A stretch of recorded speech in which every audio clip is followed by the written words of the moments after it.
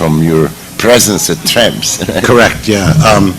I had been, first, everybody knows I was in the New York Dolls, and we had kind of like this sounds really sick, but we had kind of like a blessed existence.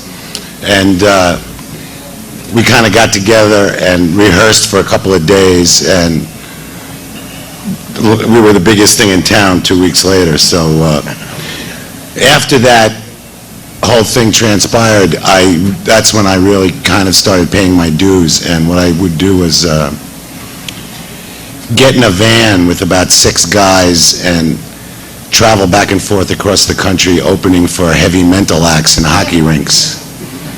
And kind of like officiating at Hitler Youth rallies. And when I was home, I used to hang out at Tramps because I lived around the corner.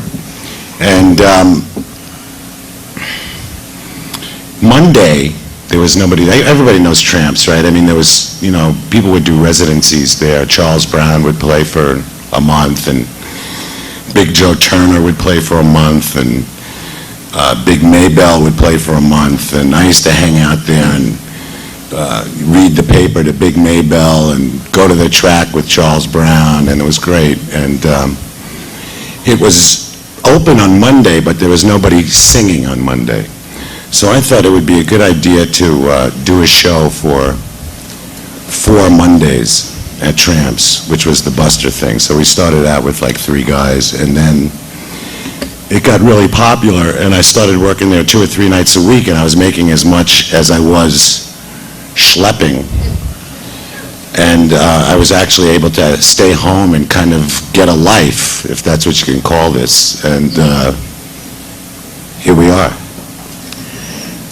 Now I see also, because I didn't know that you had such a great interest in songs and things, because what you do now is fundamentally based on collections of songs by Harry Smith. How did that come about? Yeah,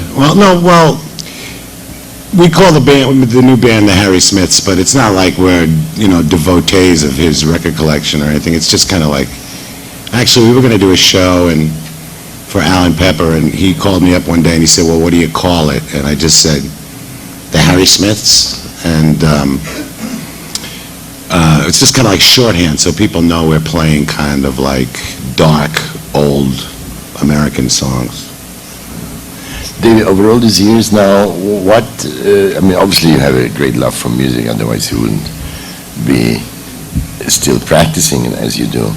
But what has your experience been, if you like, to shorten the time period from when you first got interested in music and what your interests in music are now? Well, it's funny because the Harry Smiths, I mean that by the name of my band. The music we're playing is really the music I started out with as a kid. The first music I was really interested in. So it's kind of come around full circle at this point. It's just something that fell together. Like most of the things I do, that they aren't planned. I just kind of start doing something and. David Johansen, the frontman of the punk band that is the New York Dolls.